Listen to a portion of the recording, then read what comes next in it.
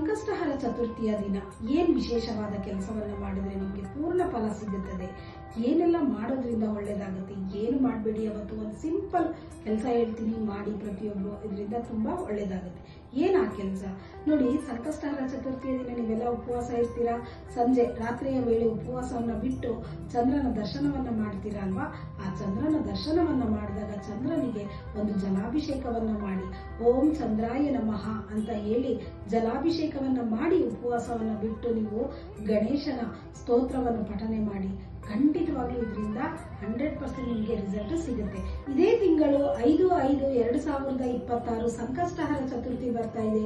ನೀವೆಲ್ಲರೂ ತಪ್ಪದೆ ಸಂಕಷ್ಟಹರ ಚತುರ್ಥಿ ಮಂಗಳವಾರ ಬಂದಿರತಕ್ಕಂಥದ್ದು ತುಂಬಾ ವಿಶೇಷವಾಗಿರುತ್ತೆ.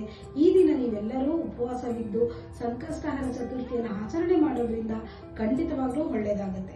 ಆದ್ರೆ ಈ 3 ದಿನಗಳಲ್ಲಿ ಹುಟ್ಟಿರ್ತಕ್ಕಂಥವ್ರು ಸಂಕಷ್ಟಹರ ಚತುರ್ಥಿಯನ್ನ ಮಾಡಿದ್ರೆ ಅದ್ಭುತವಾದ ರಿಸಲ್ಟ್ ಸಿಗುತ್ತೆ. ಅವರಿಗೆ ಬೇಗ ಗಣೇಶನ ಒಂದು ಆಶೀರ್ವಾದ ಸಿಗುತ್ತೆ.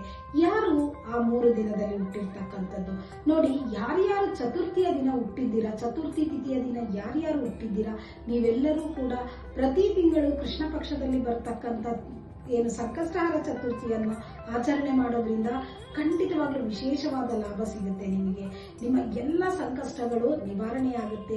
ನೀವೇನೆಲ್ಲ ಗಣೇಶನನ್ನ ಕೋರ್ಕೋತಿರೋ ಖಂಡಿತವಾಗ್ಲೂ ಅದನ್ನ ನೆರವೇರಿಸ್ತಾರೆ.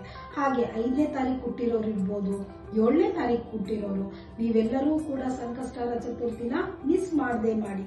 ಅದು ಮಂಗಳವಾರ ಬಂದಿರತಕ್ಕಂಥ ದಿನ ಶುರು ಮಾಡಿ ನೀವು 21 ತಿಂಗಳುಗಳ ಕಾಲ ಸಂಕಷ್ಟಹರ ಚತುರ್ಥಿಯನ್ನು ಯಾವುದಾದ್ರೂ ಒಂದು ಕೋರಿಕೆಗಳನ್ನ ಇಟ್ಕೊಂಡು ಮಾಡ್ತಾ ಬನ್ನಿ. ಅದ್ಭುತವಾದ ರಿಸಲ್ಟ್ ನಿಮಗೆ ಸಿಗುತ್ತೆ. ಧನ್ಯವಾದಗಳು.